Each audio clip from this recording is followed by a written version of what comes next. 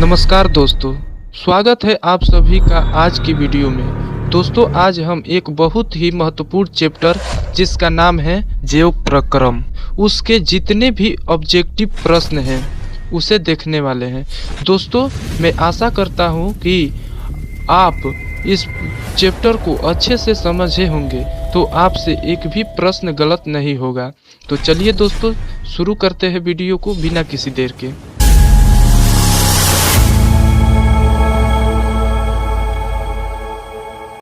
दोस्तों question number पहला है कि पत्तियों में गैसों का आदान प्रदान कहाँ होता है। ऑप्शन ए सीरा में, ऑप्शन बी रंध्र में, ऑप्शन सी मध्य सिरा में या ऑप्शन डी इनमें से कोई नहीं। तो दोस्तों पत्तियों में जो गैसों का आदान प्रदान होता है वो रंध्र में होता है। तो इसका सही आंसर हो जाएगा बी रंध्र में। दोस्तों क्वेश्चन नंबर दूसरा है कि स्लाइड को सर्वप्रथम कंपाउंड माइक्रोस्कोप से देखा जाता है। इसका मतलब ये है कि स्लाइड को हम माइक्रोस्कोप की सहायता से कितने एक्स पर जूम कर कर हम देख सकते हैं, 5x पर, 10x पर, 25x पर या 45x पर। तो इसका सही आंसर हो जाएगा 10x पर।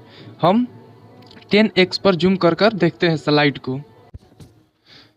दोस्तों क्वेश्चन नंबर तीसरा ये कह रहा है कि रक्त का कौन से अवयव घायल स्थान से रक्त स्राव के मार्ग को रक्त का थक्का बनाकर अवरुद्ध करता है।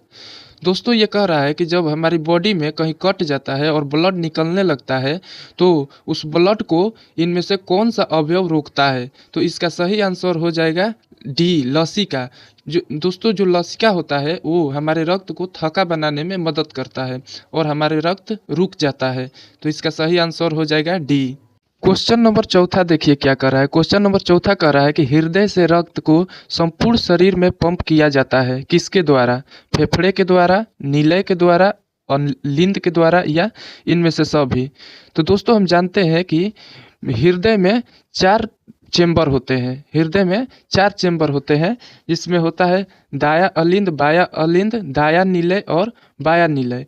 तो जो नीलय होता है उसी के द्वारा हमारे पूरे शरीर में रक्त पंप करता है। तो इसका सही आंसर हो जाएगा बी नीलय।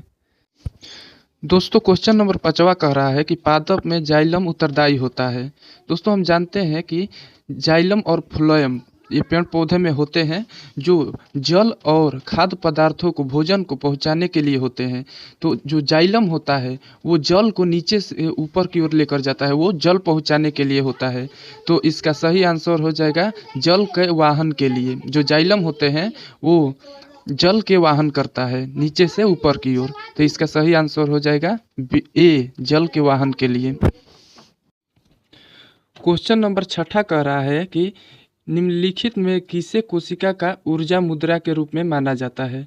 तो दोस्तों ऊर्जा मुद्रा के रूप में हम एटीपी को मानते हैं जिसका फुल फॉर्म होता है एड्रीनोसाइन फॉस्फेट। तो इसका सही आंसर हो जाएगा बी एटीपी।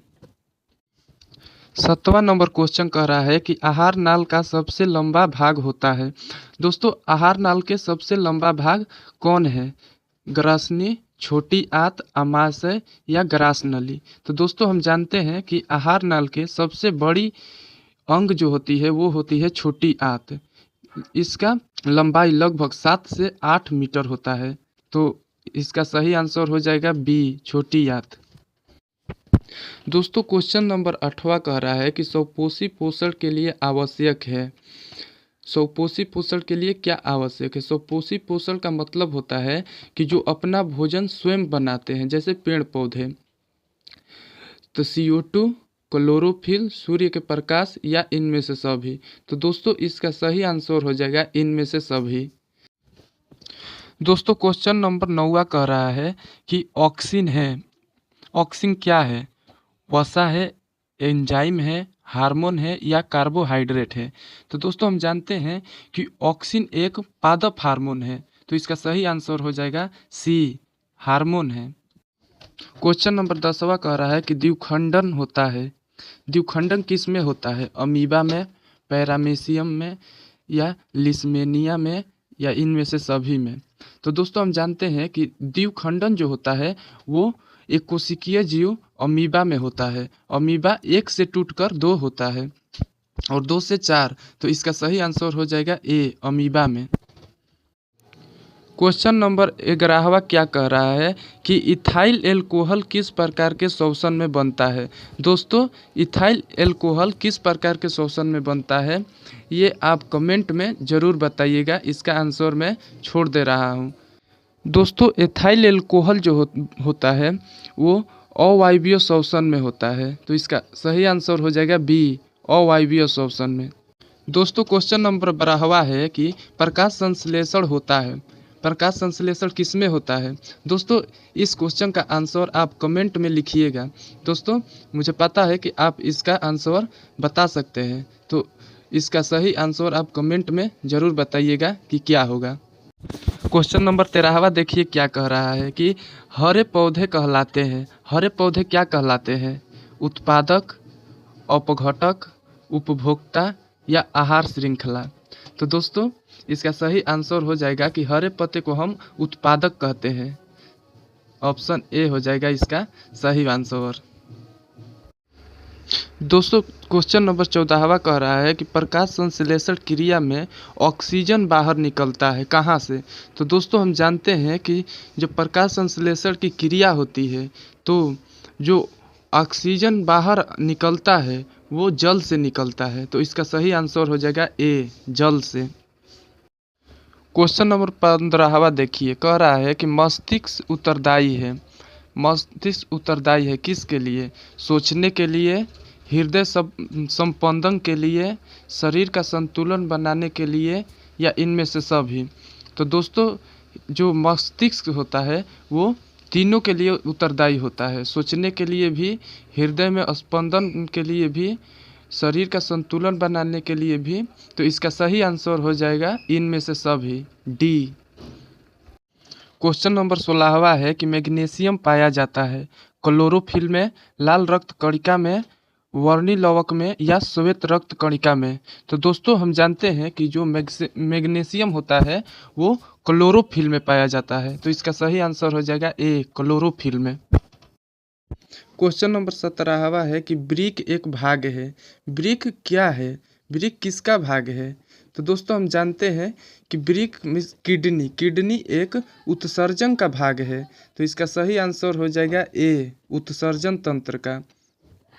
दोस्तों, आप लोग जानते होंगे कि ये बहुत आसान क्वेश्चन है, लेकिन ये परीक्षा में अनेकों बार पूछा जा चुका है कि वृक्क एक भाग है, तो इसका सही आंसर हो जाएगा उत्सर्जन का। क्वेश्चन नंबर 18वां है कि पौधों में श्वसन क्रिया के अंतर्गत एडीपी के टूटने से कितनी ऊर्जा मुक्त होती है। तो दोस्तों, इसका सही आंसर हो जाएगा 3.5 के जूल प्रति मोल। इसका सही आंसर हो जाएगा सी। क्वेश्चन नंबर 19वां है कि प्रकृति में ऑक्सीजन का संतुलन कैसे बना रहता है।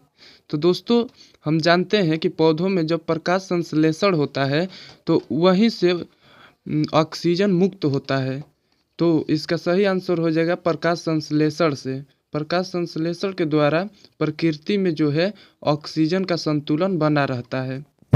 क्वेश्चन नंबर 20वां है कि मानव हृदय में कितने कोष्ठक होते हैं।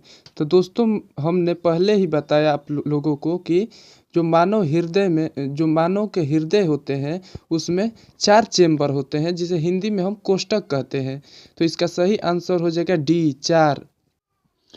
क्वेश्चन नंबर 21वां है कि मानव हृदय का औसत संकुचन दाब है लगभग। तो दोस्तों, ये कह रहा है कि जो ब्लड प्रेशर है उसका औसत मान कितना होता है। तो दोस्तों, हम जानते हैं कि 120/80 होता है, तो इसका सही आंसर हो जाएगा 120। क्वेश्चन नंबर 22वां कह रहा है कि पौधों में वाष्प उत्सर्जन किस भाग में होता है। तो दोस्तों, हम जानते हैं कि जो पौधों में वाष्प उत्सर्जन की क्रिया होती है वह पत्ता में होता है, तो इसका सही आंसर हो जाएगा सी, पत्ता में। क्वेश्चन नंबर 23वां कह रहा है कि यकृत से कौन सा रस निकलता है। तो दोस्तों, हम जानते हैं कि यकृत से पित्त रस का स्राव होता है, तो इसका सही आंसर हो जाएगा सी, पित्त रस। क्वेश्चन नंबर 24वां देखिए, कह रहा है कि इनमें सामान्यतः किसका उपयोग कोशिका द्वारा ऊर्जा उत्पादन के लिए होता है। तो इसका सही आंसर हो जाएगा ग्लूकोज में। तो इसका सही आंसर हो जाएगा सी, ग्लूकोज में होता है। क्वेश्चन नंबर 25वां कह रहा है कि डायलिसिस मशीन द्वारा रक्त के शुद्धिकरण की प्रक्रिया कहलाती है। दोस्तों सबसे पहले ये समझिए कि डायलिसिस मशीन क्या कहलाता है। दोस्तों जब हमारी किडनी खराब हो जाती है या फेल हो जाती है तो हमें जो डॉक्टर होते हैं वो डायलिसिस मशीन के द्वारा हमारे रक्त को शुद्ध करते हैं, साफ करते हैं। तो इसे ही हम डायलिसिस मशीन कहते हैं। तो इसका आंसर हो जाएगा कि इसे हम हीमोडायलिसिस कहते हैं। इसका सही आंसर हो जाएगा ए, हीमोडायलिसिस।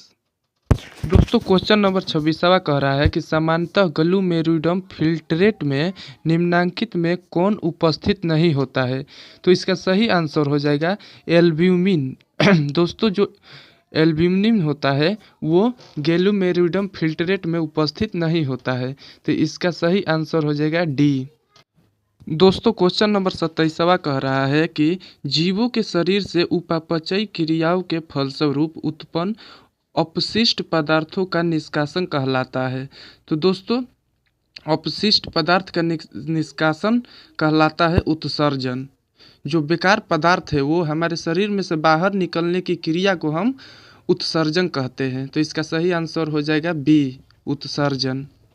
दोस्तों क्वेश्चन नंबर 28वां है कि वृक्क की भीतरी नक्तोदर सतह जहां से वृक्क धमनी वृक्क में प्रवेश करती है तथा वृक्क शिरा बाहर निकलती है उसको हम क्या कहते हैं।